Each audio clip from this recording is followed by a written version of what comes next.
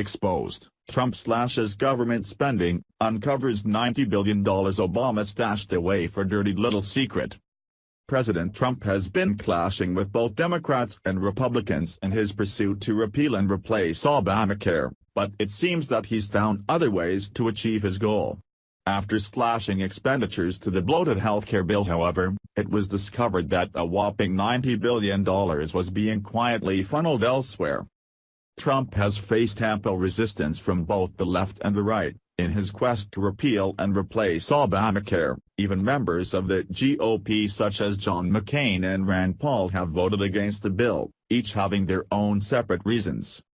McCain claimed that a bipartisan healthcare bill was the problem in the first place, and that simply passing one that only Republicans liked wouldn't solve anything. Rand Paul, being a libertarian, stated that we shouldn't replace Obamacare at all. In fact, he believes we should let the private sector handle health care. President Trump eventually grew tired of Congress and their inability to pass any meaningful legislation, so he began signing executive orders to defund critical components of Obamacare.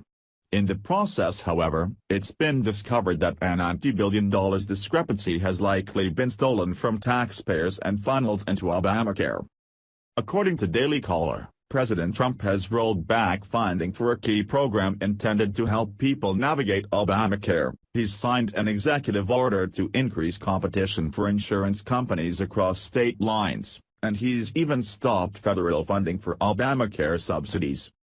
Over the course of his first 9 months in office, he rolled back funding for a program intended to help individuals navigate the insurance marketplace, signed an executive order to allow for groups to purchase insurance across state lines, and stopped federal funding for Obamacare subsidies.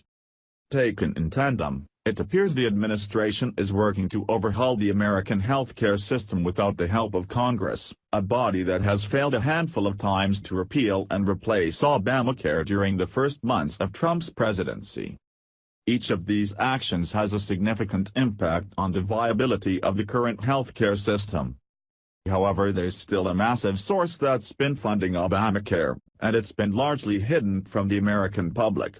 Alan B. West, former U.S. representative, author, Army lieutenant colonel, and political commentator, reports that Fannie Mae and Freddie Mac have been quietly funding the Treasury at the expense of the U.S. citizens.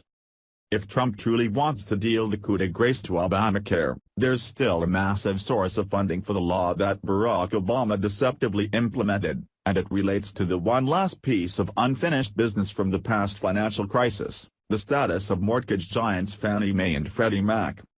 Having required massive bailouts in 2008, the two corporations were placed under control of the U.S. Treasury. Initially, the two organizations agreed to pay the Treasury a dividend each year equivalent to 10% of the bailout funds they took, and the Treasury was also issued warrants granting them the equivalent of a 79.9% equity stake in the two companies. Since the two giants recovered faster than expected and became profitable, the Obama administration saw better returns in seizing the profits of Fannie and Freddie instead. Since 2012, every quarter, the two giants have been sending 100% of their profits to the Treasury, rewarding the Treasury handsomely. Despite the fact that taxpayers bailed out Fannie and Freddie to the tune of $187.5 billion, the federal government has been paid back $275.8 billion thus far, or nearly $90 billion in excess of that figure. And what have the funds been used for? Our current Treasury Secretary Steve Mnuchin has already admitted what many had speculated, that the funds were being used to fund Obamacare. What's worse, however, is that this could end up severely harming U.S. taxpayers the time we need our cash the most. Due to Freddie and Fannie having their profits confiscated by the leftover Obama administration, they can never retain any cash reserves of their own. Therefore, once we hit an economic recession and the banks become unprofitable, the American taxpayer will have to foot the bill.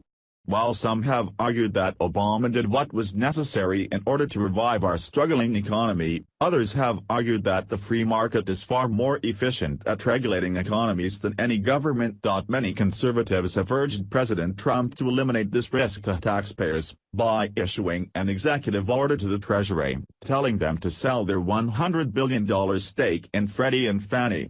That same $100 billion that's been funding fat cats could be used to rebuild infrastructure, empower our military, or even fund the wall.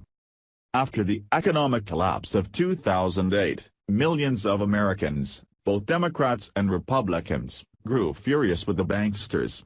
They largely caused the recession by lending out substandard mortgages, and then they were bailed